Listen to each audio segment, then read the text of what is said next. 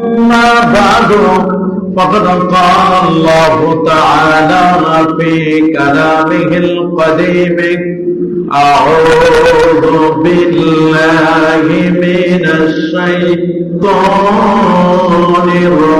الرجيم بسم الله الرحمن الرحيم قل بفضل الله وبرحمته فبذلك فليفرحوا هو خير مما يجمعون صدق الله العظيم وصدق رسوله النبي الكريم إن الله وملائكته يصلون على النبي يا أيها الذين آمنوا صلوا عليه وسلموا تسليما الله صل على سيدنا مولانا محمد وعلى آل سيدنا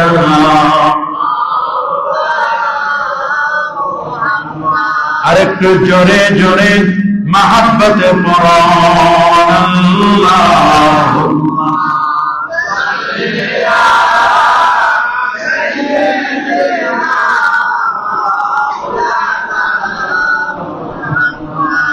وعلى آل سيدنا مولانا পশু পাখি হেসে বলেন আজকে আমাদের খুশির দিন এ ধরাতে তশরিফ আনলেন রাহমাতুল লিল আলামিন আল্লাহ سيدنا مولانا محمد وعلى آل سيدنا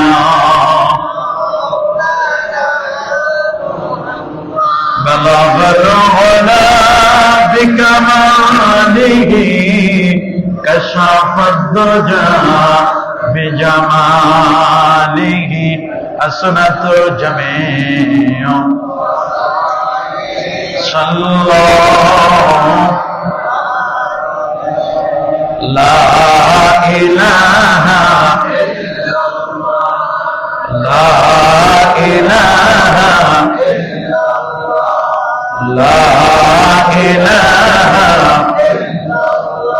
سبحان الله والحمد لله لا إله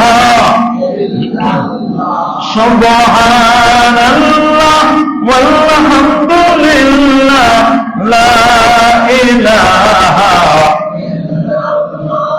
لا إله سبحان الله والحمد لله لا إله إلا الله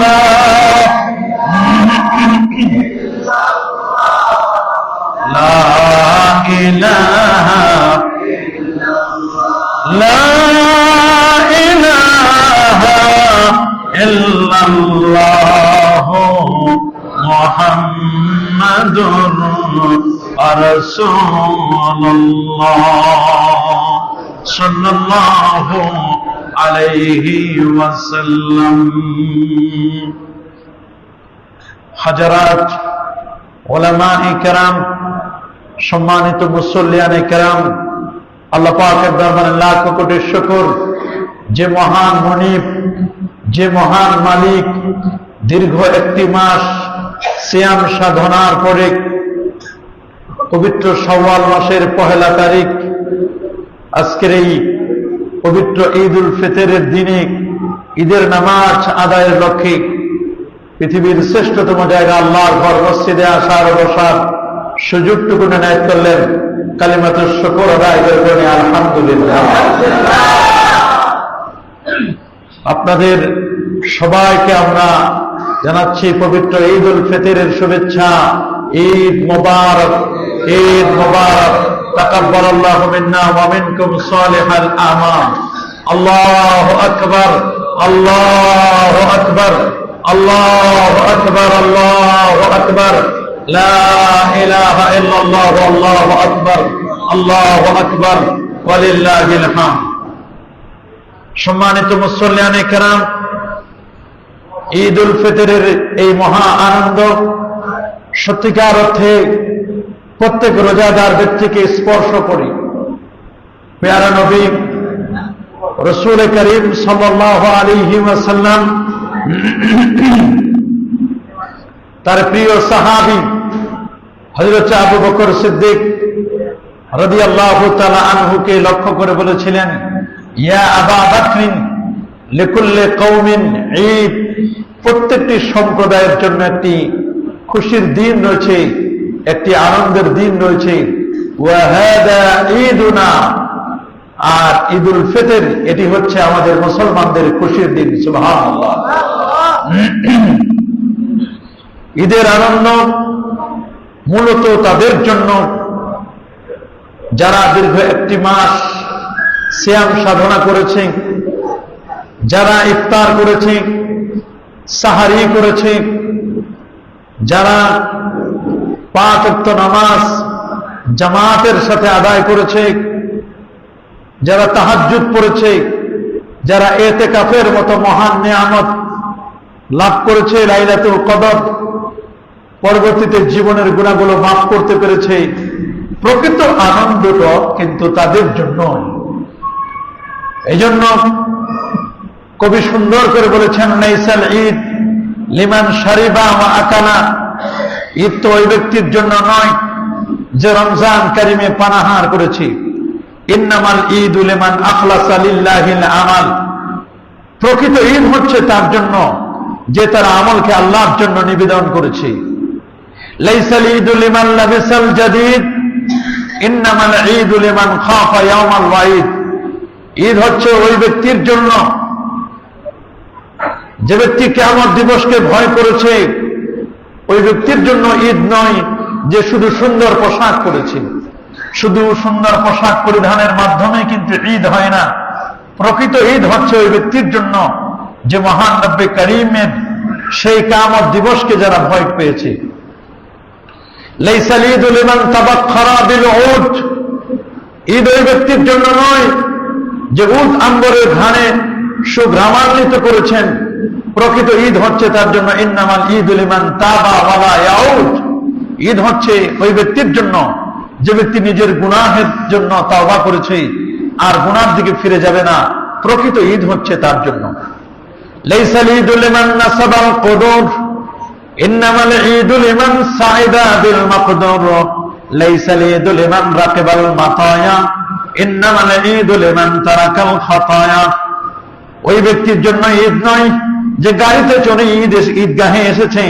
প্রকৃত ঈদ হচ্ছে তার জন্য যে আজীবন গুনাহ বর্জনের সিদ্ধান্ত নিয়েছে। এই ব্যক্তির জন্য হচ্ছে প্রকৃত ঈদ। এই জন্য আমরা ঈদটাকে সাঈদ করবার জন্য, ঈদটাকে আমরা যাতে করে আনন্দের সাগরে আমরা যেন হাবুডুবু খেতে পারি, ঈদের আনন্দের জন্য আমরা অবগাহন করতে পারি। মূলত ঈদ হচ্ছে তাদের জন্য যাদের জীবনে তাকওয়া অর্জিত হয়েছে। মাহে রমজানের যে শিক্ষা, দীর্ঘ একটি মাস আমরা রমজান কারীমের শিক্ষাটা লাভ করেছি।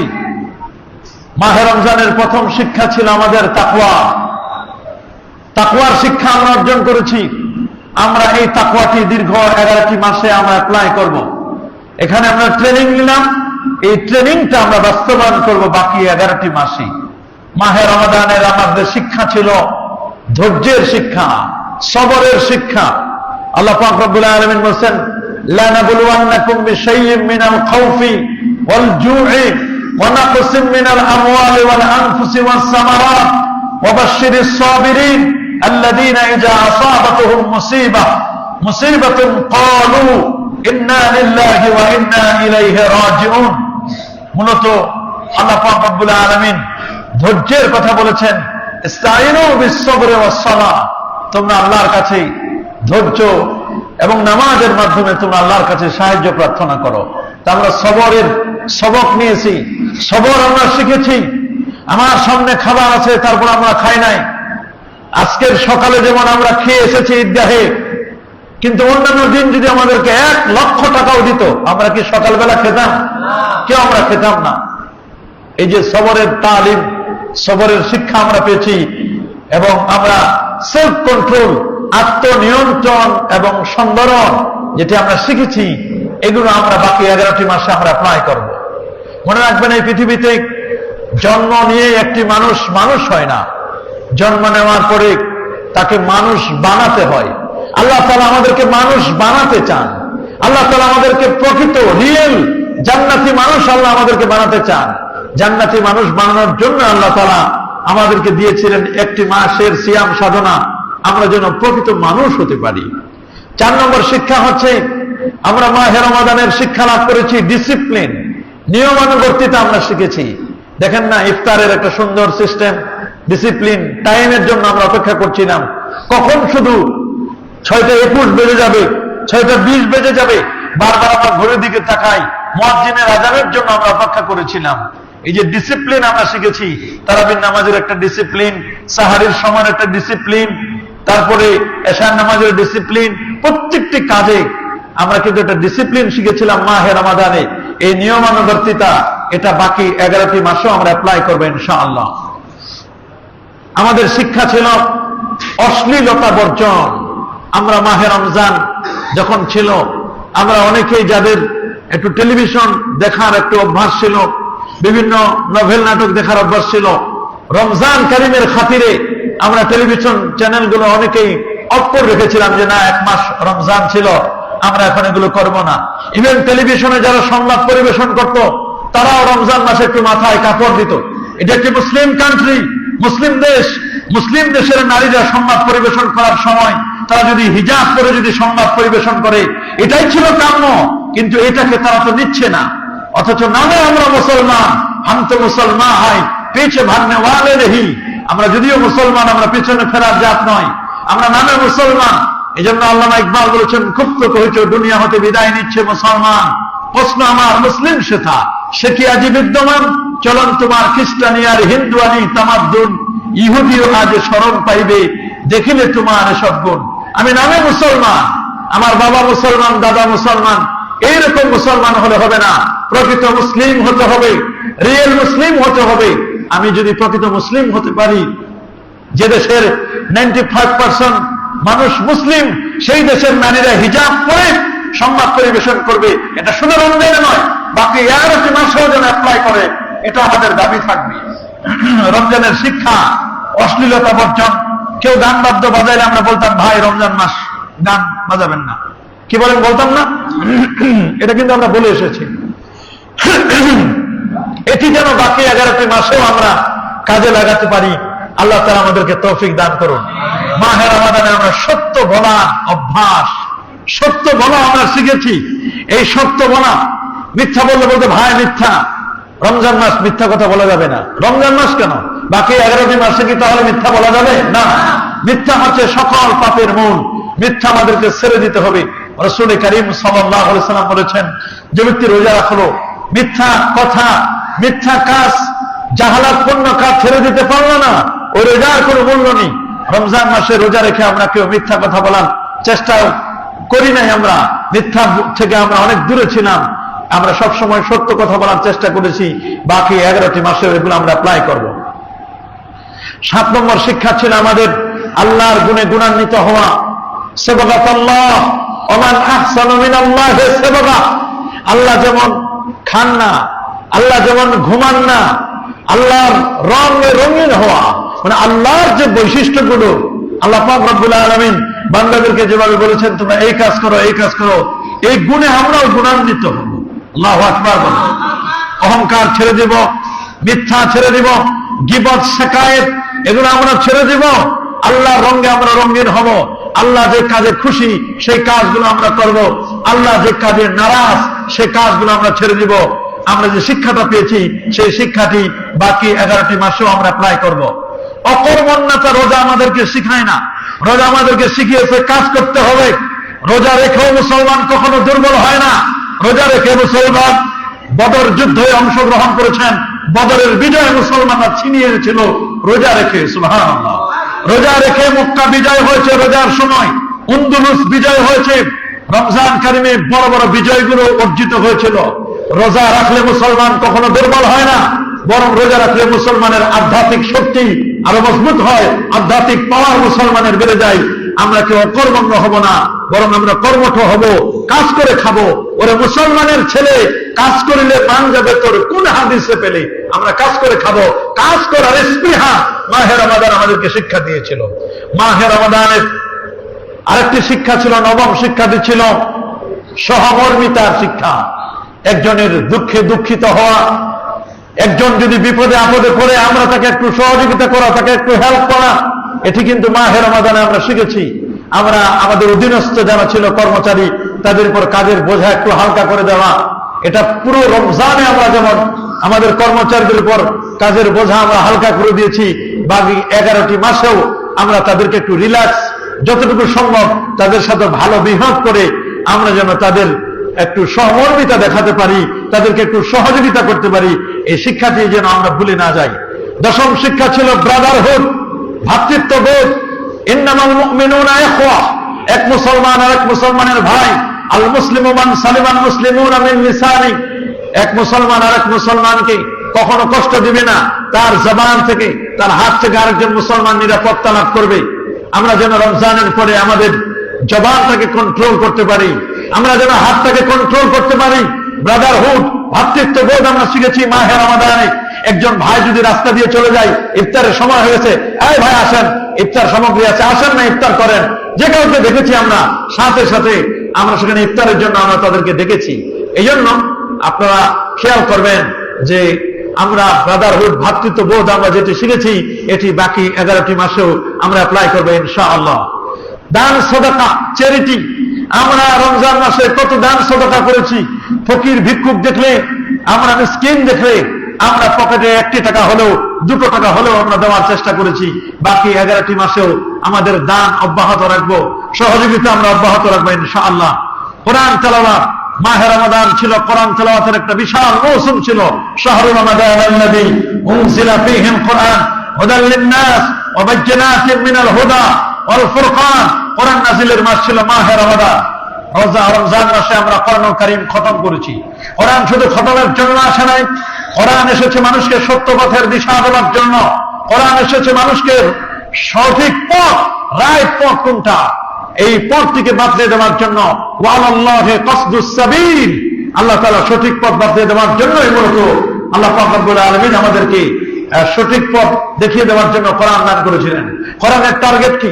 কোরআনের টার্গেট ছিল কিতাবুন আনসালনাহু ইলাইকা লিতুখরিজান নাস। কোরআন ছিল কেন? আল্লাহ পাক রব্বুল আলামিন বলেন কিতাবুন, এটি এমন এক কিতাব, আনসালনাহু ইলাইকা, আমি আপনার প্রতি নাজিল করেছি এই কিতাবকে, লিতুখরিজান নাস, যাতে করে আপনি মানুষদেরকে বের করতে পারেন, মিনাজ যুলুমাতি ইলান নূর, অন্ধকারাচ্ছন্ন পরিবেশ থেকে আপনি যেন মানুষদেরকে আলোর পথে আনতে পারেন। আলোকিত পথ, আলোর পথ দেখাবে মূলত আল্লাহর কোরআন। এই কোরআনের তেলাওয়াত আমরা দীর্ঘ 1টি মাস হাফেজ সাহেবদের জবানি থেকে আমরা শুনেছি, নিজেরা আমরা কোরআন মাজিদ খতম করেছি। এই তেলাওয়াত অব্যাহত থাকবে, কন্টিনিউ করবো আমরা তেলাওয়াত। ফজরের নামাজের পরে সূরাত ইয়াসিন, মাগরিবের নামাজের পরে সূরা হাসরের শেষ 3 আয়াত, তারপরে সূরাতুল মুলক আমরা তেলাওয়াত করব। বিশেষ করে ঘুমানোর আগে সূরাতুল মুলক তেলাওয়াত করা, এগুলো আমাদের অভ্যাসে পরিণত করে দরকার। মাহে রমজান আমাদেরকে শৃঙ্খলা শিখিয়েছিল, কি সুন্দর করে ইফতার সামগ্রী নিয়ে আমরা সুন্দর করে আমরা বসেছিলাম, কি শৃঙ্খলা বোধ, এটি কিন্তু আমরা শিখেছিলাম। আমরা অপসংস্কৃতি থেকে আমরা বেঁচেছিলাম মাহে রমাদানে। কেউ যদি ঝগড়া করতে আসতো, বিবাদ করতে আসতো, একটু কটু কথা বলতে চাইতো, আমরা তাকে মেসেজ দিতাম, ইন্নিম রবুন সয়েম, ভাই আমি রোজাদার ব্যক্তি, ভাই আমরা রোজাদার, আমরা ঝগড়া বিবাদ ছেড়ে দিই। এই যে মাহে রমাদানের যে শিক্ষাটা, এই শিক্ষাটি আমরা যেন বাকি 11টি মাসে আমরা যেন কাজে লাগাতে পারি। আজকে আমরা যখন এসেছি, আমরা যে পথ দিয়ে এসেছি, যাওয়ার সময় আমরা একটু ভিন্ন পথে যাব, কারণ নতুন মুসলিমের সাথে সাক্ষাৎ হবে, মুসাফা হবে। মুসলমানদের মধ্যে এখন কৃষ্টি কালচার অনেক পরিবর্তন হয়ে যাচ্ছে।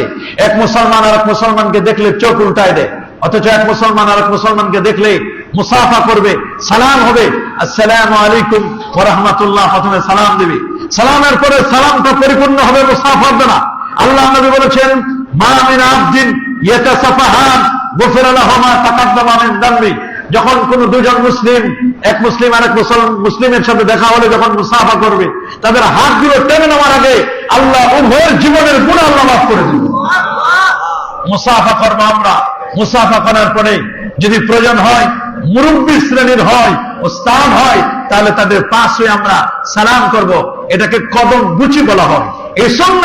এই সুন্নাহটাকে অনেকে শিরক এবং বিদআতের ফতোয়া তোকমা লাগায় দিয়ে সমাজ থেকে সুন্নাহগুলোকে বিদায় করে দেওয়ার জন্য চেষ্টা করছে। অনেকে মনে করে মাথা নিচু করলে মনে হয় শিরক হয়ে যায়। নো, মাথা নিচু করলে শিরক হয় না, শিরক হয় না। শিরক চিনতে হবে, সুন্নাহও চিনতে হবে, বিদআতও আমাদেরকে ভালো করে চিনতে হবে। এটি আমরা না জানার কারণে সমাজের মধ্যে আজকে আমরা ফিতনা সৃষ্টি করছি। রাসূল করিম সাল্লাল্লাহু আলাইহি সাল্লাম বলেছেন, মান ক্বাব্বালা রিজলা উম্মিক কান্নামা ক্বাব্বালা তাবাতাল জান্নাহ। যে ব্যক্তি মার পাশ হয়ে সালাম করলো, মার কদমে যে ব্যক্তি চুমু দিল, সেটা আল্লাহর জান্নাতে চুমু দিল। সুবহানাল্লাহ, আল্লাহর জান্নাতের চোখা, আল্লাহর জান্নাতের দরজায় যেন চুমু দিল। এই জন্য নিজের মার পাশ হয়ে সালাম করবেন, বাবার পাশ হয়ে সালাম করবেন। এগুলো এক সময় ছিল, এখন এগুলো চলে গেছে। শুধু বিয়ের দিন আর শুধু ঈদের দিন সালামি নেওয়ার সময় নিয়ম হচ্ছে বাসা থেকে বের হলে ওলি আল্লাহ যারা, বুজুর্গানে দিন যারা, তারা মা বাবার পাশ হয়ে সালাম করতো। এগুলো ভালো জিনিস, এগুলো সুন্নাহ। সাহাবায়ে কেরাম নবীজির পাশ হয়ে সালাম করতেন। আল্লাহু আকবার। মুকাব্বিলু ইয়াদা রাসূলুল্লাহ ওয়া রিজলাইহি। আপনি খুলে দেখবেন সুনানে আবি দাউদের 708 এবং 9 পৃষ্ঠার মধ্যে একটি শিরোনাম, একটি টাইটেল দেওয়া আছে হাদিসের কিতাবের মধ্যে, বাবু কিবলাতি রিজলি ওয়াল ইয়াদ, হাত এবং পায়ে চুমু দেওয়া। তবে সৌদি আরব গেলে আমরা দেখি হাতে চুমু দেয়, কপালে চুমু দেয়, নিচেরটা আর যায় না। এই সুন্নাতটা দুটো তারা পালন করে, তাও তো মন্দের ভালো। এটা আলহামদুলিল্লাহ, হাতে চুমু দিচ্ছে, কপালে চুমু দেয়। আর আমাদের বাংলাদেশি যাদের দাড়ি আছে, ওদের তো দাড়ি কম, চুমু দেওয়ার মতো জায়গা নাই, গেলে একেবারে মানে খচর খচর, মানে ছোট ছোট দাড়ি, ওদের কবুতরের পাখনার মতো। আর বাঙালি যারা, সাবকন্টিনেন্ট যারা আমরা, আমাদের দাড়ি তো লম্বা, ওরা দাড়িতে আমাদের চুমু দেয়। আল্লাহু আকবার বলে যে তোমরা বাঙালিরা, তোমাদের দাড়ি সুন্দর, তোমরা মাথায় পাগড়ি পরো। ওদের তো পাগড়ি নেই, ওরা মাথায় একটা রুমাল দিয়ে দেয়। শুধু রুমাল নয়, বরং পাগড়ি ব্যবহার করে। সুন্নাহ, রাসূল সাল্লাল্লাহু আলাইকুম বিল আমাইম ফাইন্নাহু সিমাউল মালায়েকা। তোমরা পাগড়ি পরিধান করো। পাগড়ি এটি তোমাদের মুসলমানদের জন্য, এটা ফেরেশতাদের, এটি একটা সিম্পটম, একটা আলামত। ফেরেশতারা মাথায় পাগড়ি দেয়, তোমরাও তাদের বৈশিষ্ট্যগুলো তোমরা গ্রহণ করবে। সুবহানাল্লাহ। এই জন্য কদম মুচি করা, মুসাফা করা, তারপরে দীর্ঘদিন পর যদি সাক্ষাৎ হয় মুআনাকা করা, কাঁধে কাঁধ মিলানো, কাঁধের সাথে কাঁধ মিলানো, এটা মুআনাকা বলা হয়। রাসূল করিম সাল্লাল্লাহু আলাইহি ওয়াসাল্লামের একজন প্রিয় সাহাবী হযরত যায়েদ রাদিয়াল্লাহু তাআলা অনেক দূর থেকে আসলেন। আসার পর আল্লাহ নবী সাল্লাল্লাহু আলাইহি ওয়াসাল্লাম তার সাথে মুআনাকা করলেন। মুআনাকা, ঘাড়ের সাথে ঘাড় মিলানো, এটা ভালো জিনিস। হৃদ্যতা বাড়ে, মহাব্বত বাড়ে। জিবরিল আমিন আমার নবীর সাথে মুআনাকা করেছিলেন। সুবহানাল্লাহ। মানব দেহের মধ্যে ভালো জিনিসগুলো আছে, যেমন ব্লুটুথ দিয়ে একটা মোবাইল থেকে আরেকটা মোবাইলের ভালো জিনিসগুলো নিয়ে নেওয়া যায়। একটা মানুষের হৃদয় আছে, এই হৃদয়ে যে ভালো জিনিসগুলো রয়েছে, আপনি মুআনাকার মাধ্যমে আল্লাহর হৃদয় একজনকে আরেকজনের মধ্যে ফায়াজ দিয়ে, তওয়াজ্জুহ দিয়ে একজন আরেকজনের ভালো জিনিসকে কনভার্ট করতে পারে। আল্লাহু আকবার। আমাদের সন্তানদেরকে এগুলো শিখাতে হবে, ছোট্ট ছোট সোনামণিদেরকে এগুলো শিখাতে হবে। কোনটা সালাম, কোনটা মুসাফা, কোনটা মুআনাকা, কোনটা কদম বুচি, এগুলো আমাদেরকে শিখাতে হবে। বিশেষ করে ঈদের সময় আমরা ঈদগাহে থেকে যাওয়ার পরে আমরা অনেকেই মা বাবার কবর জিয়ারত করি। আপনারা কবর জিয়ারত করবেন। কবর জিয়ারত সুন্নাহ। রাসূল বলেছেন, কুনতু নাহাইতুকুম আন জিয়ারাতিল কুবুর। আমি তোমাদেরকে এককালে কবর জিয়ারত করতে নিষেধ করতাম। আল-আন ফাজুরহা, তোমরা এখন কবর জিয়ারত করো, ফাইন্নাহা তুযাক্কিরুল মাউত, ওরে কবর জিয়ারত করলে মৃত্যুর কথা মনে পড়ে, তুযাক্কিরুল আখিরা, আখিরাতের স্মরণিকা হয়ে যায়। আজকে থেকে আমার কবরে আযাব, আমাদের মা বাবা মুর্দেগান যারা, তাদের কবরে আযাব কিন্তু আজকে থেকে আবার শুরু হয়ে যাচ্ছে। আমাদের যেমন খুশি রয়েছে, আনন্দ রয়েছে, আপনি যদি আপনার মার কবরের পাশে দাঁড়াতে পারেন, বাবার কবরের পাশে দাঁড়াতে পারেন, আত্মীয় স্বজনদের কবরের পাশে দাঁড়াতে পারেন, তাদের জন্য যদি একটু দোয়া করতে পারেন, তাদের কবরটা একটু জিয়ারত করতে পারেন, তাহলে দেখবেন আপনার মা বাবা কবরে তারা খুশি হয়ে যাবে। সুবহানাল্লাহ। আমাদের যেমন খুশি আছে, তাদেরকে একটু খুশি দিবেন। রাসূল বলেছেন, মা মিন মাইয়াতিন মাল মাইয়াতু ফিল কবরি ইল্লা কাল গারিকিল মুতাগাওয়িস ইয়ানতাজিরু দাওয়াতান তালহাকুহু মিন আবিন আও উম্মিন আও সাদীকিন লাহ। আল্লাহু আকবার, আল্লাহু আকবার, আল্লাহু আকবার, আল্লাহু আকবার, লা ইলাহা ইল্লাল্লাহু, আল্লাহু আকবার, আল্লাহু আকবার, ওয়ালিল্লাহিল হামদ। আজকের সন্তানরা সালামের পরিবর্তে ওরা শিখে এখন টাটা। নো, ইসলাম টাটাকে সমর্থন করে না। টাটার সাথে ইসলামের কোন সম্পর্ক নেই। ইসলামের সম্পর্ক হচ্ছে সালামের সাথে, ইসলামের সম্পর্ক হচ্ছে মুসাফার সাথে। সালাম, মুসাফা, ইসলামের সম্পর্ক হচ্ছে মুআনাকার সাথে, ইসলামের সম্পর্ক হচ্ছে কদম মুচির সাথে। আমাদের সন্তানদেরকে এগুলো শেখাতে হয়। সন্তানদেরকে একটু সালামি দিবেন। ছোট ছোট বাচ্চাদেরকে 200 টাকার একটা নোট, 10 টাকার একটা নতুন নোট দিয়ে তাদের মনে একটু আনন্দিত করা। ঈদুন কারীম, ঈদুন সাঈদ, তাকাব্বালাল্লাহু মিন্না ওয়া মিনকুম, এগুলো বলে একজন আরেকজনকে ঈদের সম্বর্ধনা জানানো, ঈদ মোবারক জানানো, এটা সাহাবায়ে কেরাম করতেন। এটি মুস্তাহাব। একজন আরেকজনের বাসায় বেড়াতে যাওয়া, এটাও সুন্নাহ। সুবহানাল্লাহ। নবী পাক সাল্লাল্লাহু আলাইহি ওয়াসাল্লাম হযরত আবু জার গিফারিকে বললেন, আবু জার, তুমি একটু তরকারিতে একটু ঝোল বাড়ায় দাও, গোশত যখন রান্না করছো একটু ঝোল পানি একটু বেশি দাও। মা আয়েশাকে বললেন, আয়েশা, তরকারির মধ্যে ঝোল একটু বাড়ায় দাও, পাশের প্রতিবেশী আছে তাদেরকে যেন একটু ঝোল দেওয়া যায়। সুবহানাল্লাহ। একটু ঝোল কিছু না দিতে পারলে কম করে ঝোলের স্বাদটা তাদেরকে একটু আস্বাদন করাবো। এদের উদ্দেশ্য হচ্ছে মেহমানদারি করা। ঢাকা শহরে অনেকে আছেন মেহমান দেখলে নারাজি হয়ে যান। অনেকে আছেন জুতা গোনায় দেখে যে কয়জন মেহমান আসছে ওনার বাড়িতে। এটা ইসলামের শিক্ষা নয়। ইসলামের শিক্ষা হচ্ছে কারো বাসায় মেহমান আসলে মেহমান বরকতের ভান্ডার নিয়ে আসে। আল্লাহু আকবার। রহমত এবং বরকতের ভান্ডার নিয়ে আসে। নবীজি বলেছেন, মান কানা ইউমিন বিল্লাহ ওয়াল ইয়াউমিল আখির ফালইউকরিম দাইফা, যে আল্লাহ এবং আখিরাতকে বিশ্বাস করে সে যেন মেহমানকে সম্মান করে। সুবহানাল্লাহ। মেহমানকে রেসপেক্ট করবেন, মেহমানকে সম্মান করবেন। কিছুই দিতে না পারলে একটা মুস্কি হাসি দিয়ে বিদায় দিবেন। আল্লাহ নবী বলেছেন, ওয়াফি তাবাসসুমিকা সাদাকা, তোমার মুস্কি হাসির মধ্যে সাদাকার সওয়াব আছে। সুবহানাল্লাহ। খাওয়া দাওয়া বড় কিছু নয়, বরং আপনি একজনের বাড়িতে আরেকজনের বাড়িতে একটু বেড়াতে যাবেন, একটু কুশল বিনিময় হবে, একজনের সাথে একটু দেখা সাক্ষাৎ হবে, এটাই তো বিশাল কিছু। তারপরে যারা আমরা সাদাকাতুল ফিতর আদায় করি নাই, এখনো সুযোগ আছে ঈদের নামাজের আগে সাদাকাতুল ফিতর আদায় করা। দুটো কারণে সাদাকাতুল ফিতর আদায় করতে হয়। একটি হচ্ছে তুমাতান লিল মাসাকিন, মিসকিনদের জন্য একটু খাবারের ব্যবস্থা হবে।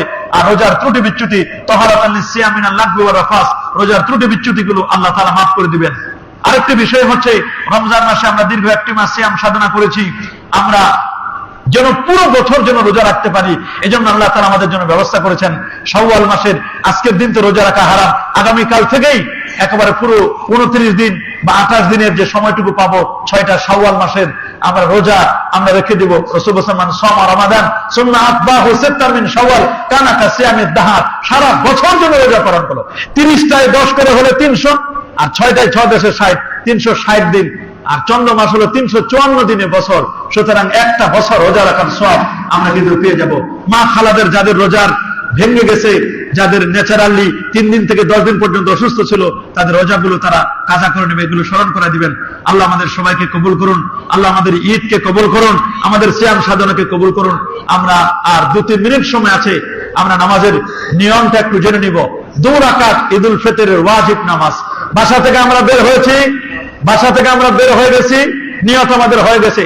তারপরেও যদি আপনারা কেউ আরবি নিয়তটা মনে করতে চান বা বাংলা নিয়ত মনে করতে চান, নাওয়াইতু আন উসাল্লি লিল্লাহি তাআলা রাকাতাই সালাতি ঈদুল ফিতরি মা সিত্তাতি তাকবীরাতি ওয়াজিবুল্লাহি তাআলা, আপনারা বলবেন ইক্তিদাইতু বিহাযাল ইমাম মুতাওয়াজ্জিহান ইলা জিহাতিল কাবাতিশ শরীফাতে আল্লাহু আকবার। ঈদুল ফিতরের 2 রাকাত ওয়াজিব নামাজ কিবলামুখী হয়ে অতিরিক্ত 6 তাকবীরের সাথে এই ইমামের পিছনে আদায় করছি। আল্লাহু আকবার। এভাবে করে আপনারা নিয়ত করতে পারেন। আপনারা যারা দাঁড়িয়ে আছেন মেহেরবানি করে বসে যান। আল্লাহু আকবার, আল্লাহু আকবার, লা ইলাহা ইল্লাল্লাহু, আল্লাহু আকবার, আল্লাহু আকবার, ওয়ালিল্লাহিল হামদ। এখনই নামাজ শুরু হবে। নামাজ শুরু হওয়ার আগে মসজিদ কমিটির সিদ্ধান্ত অনুযায়ী আপনাদের কাছে দুটো ব্যাগ যাবে। আপনারা মসজিদের জন্য ঈদ উল ফিতরের দিন সাহাবায়ে কেরাম দান